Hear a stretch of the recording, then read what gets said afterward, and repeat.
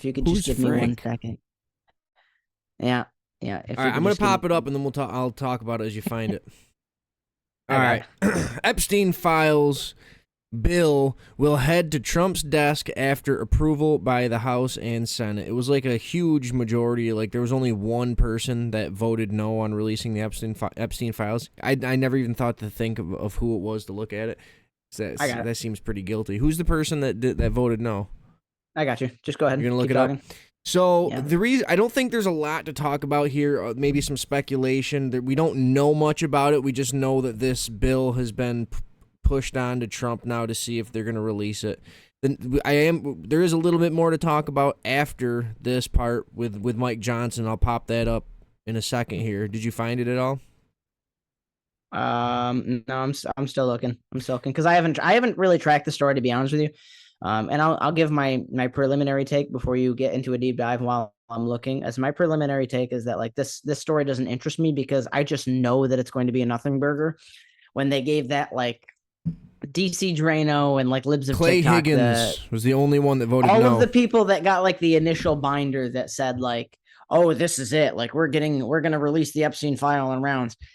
We haven't seen it. We still haven't seen the second round, and the first round was absolutely nothing. Yeah. So it's all BS in my eyes and smoke and mirrors until I see something. And to be honest with you, I don't expect to see anything here. Even with this being like a whole ordeal where they voted on it and we're going to release him, I'm betting tons of redactions. I'm betting tons of omissions. I'm betting Well, lots of fake news circulating the internet. So it's going to be quite a while before we know anything, to be honest with you. So I'm just not excited about this because I know it's going to be a big nothing burger. I'm going to pop up the second cut here and we'll get right into it then, because this is kind of the point of the second cut here.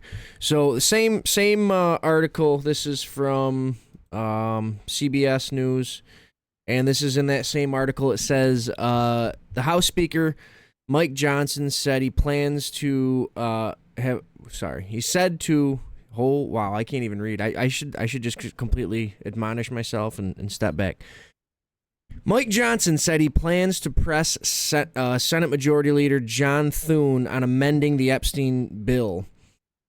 So this is him quoting. I talked to John Thune over the weekend. I just texted him. We're going to get together and we'll talk about this, Johnson said in his response to a question from CBS News. There's an easy way to amend the legislation to make sure we don't do permanent damage to the justice system, and I'm going to insist upon that. What does that mean, Tyler? What the hell does that mean?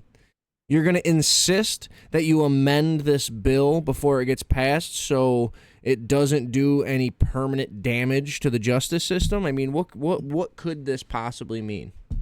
Mike Johnson lives in La La Land because the justice system is already permanently damaged. It's already been used for political prosecutions. And just so we're clear, like, I'm not somebody that voted for Donald Trump. I'm not somebody that's going to go to bat for Donald Trump, but he got unfairly prosecuted on so many fronts.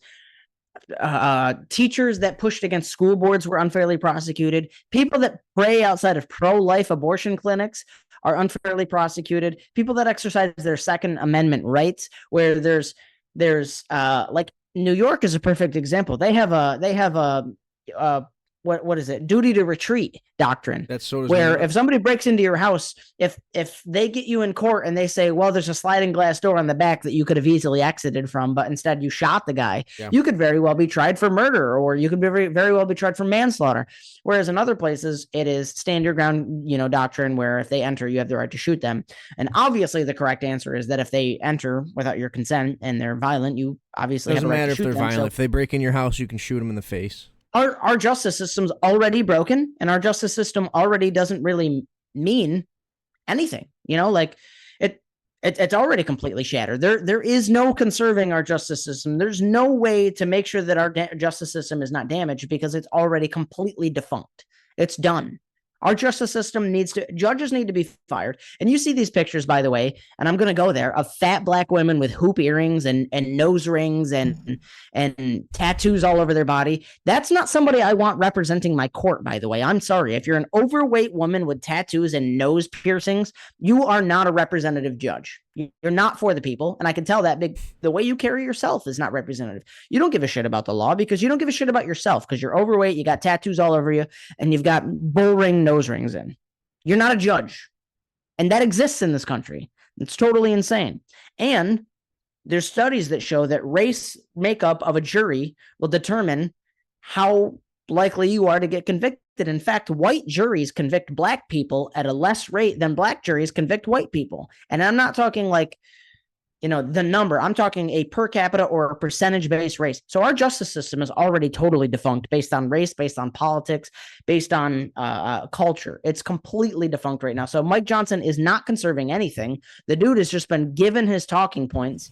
And to me, it's just totally insane that we even have to have this conversation because you've been giving your talking points. You've been fed your handlers, have given you the envelope and said, you must not step outside of these bounds. That's the way that I'm perceiving this. Because in what way do we not want to know who's on that rape list? I think it's so simple. It's like, yeah, all that, yeah, but it's like there's not a single reason to redact anything to save anyone. The justice system, no one. There's no reason for it. It's to save their own butts. Like, there's people close to them that are involved. There's people probably in the government now that was involved, and they're trying to save them. There's no other way that you can take that other than they're trying to hide something. Like, for so long, the entire Trump administration denied releasing these Epstein files. Now they get, like, overwhelmingly unanimously voted on to pass. It's like it almost seems like they had enough time to get the stuff out that they didn't want to come out anyway, right? So it's like why did it take so long, and now why are they so gung-ho to let the stuff out? It's like there's something fishy about it. Other than that, I don't have a lot to say. It's just ridiculous. Why is Clay Higgins not too? Yeah. That's kind of telltale. That's pretty telling if you ask me. But anyway, I'm telling you right now, the reason I'm not excited about it is because 427-1 and 100-0 they voted to put it through, and Trump is like, yeah, whatever, I'll sign it. So that's how I know it's a nothing. Right. That's how I know it's nothing. Like they're gonna put out some bullcrap that's probably not even real. That's everything is fake. And by the way, I'm going to go to bat for Candace Owens, Tucker Carlson, and Nick Fuentes right now because they actually are truly America first. I truly listen to Candace Owens. I think that some of the stuff she says is kooky. Some of the stuff I say is kooky. But you're crazy if you sit there and think that you're going to listen to Mark Levin and Ben Shapiro and get an honest, full swoop of the truth.